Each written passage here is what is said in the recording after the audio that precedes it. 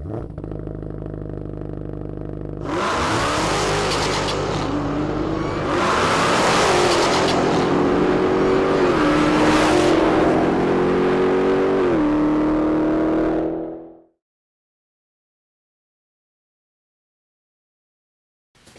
guys, I'm back over at my dad's shop checking out what he's doing on his AMC build.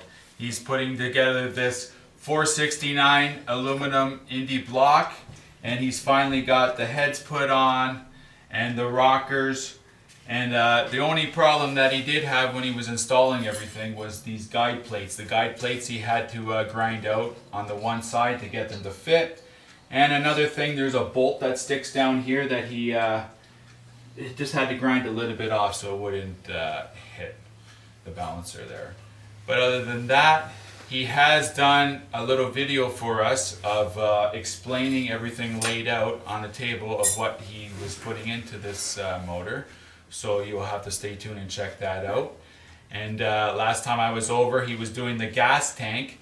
So he did get the gas tank in. It fits nice. So we're gonna take it out now. We'll show you a little video of the gas tank, what he did to modify it to get it to fit properly. So let's check it out. Okay, before we check out the gas tank, I'll give you a little closer look on the valve guides.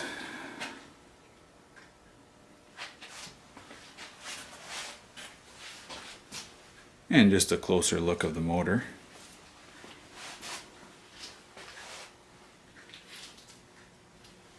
And here's that bolt down here, if you can see it, that he had to grind off. Just a little bit right down in there. She looks a beauty.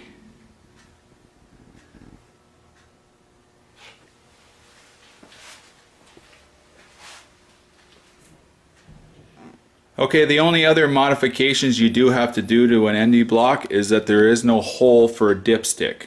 So you do have to cut out and put in a fitting so it will mount on the side of the oil pan.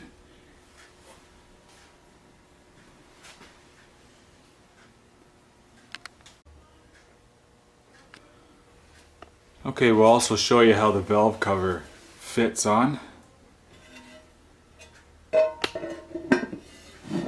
It's on really nice. Lots of clearance.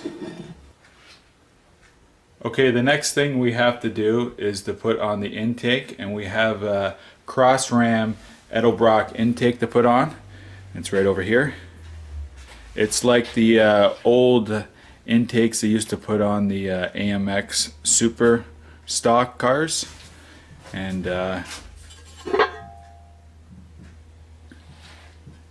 that's why it's basically, I guess it's called a cross ram, is because of it goes across.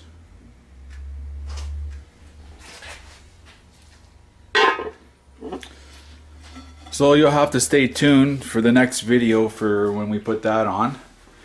So now we'll go and we'll show you the gas tank, and it's right over here. He's got it set in place. It fits nice. So we'll take off those hoses and we'll give you a look on the underside, what we did there. Okay, this is the gas tank upside down. There's the fuel pump right there. We still have to put in this foam to go around it on the inside of the tank. And we did also solder in the stem here, and it all fits beautiful. So we mounted the fuel filter right there, and we also had to notch out right here on the car so the lines would come out nice out the back. So we'll put it back in and we'll show you. Okay, that's what it looks like with all the hoses connected. It's got this valve here. This line here is for the rollover valve. And it goes into the filter, return line, and we also got these stainless steel straps to strap on. So the next step after that is to try to get this rear end that's sitting over here. You can see it.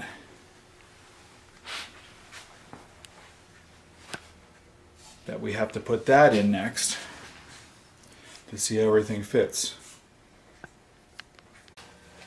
As you can see, there's a lot going on in my dad's garage, so you're going to have to stay tuned and subscribe, because next we're going to end up putting the bell housing in, the clutch assembly together, so you're going to have to stay tuned for the next video.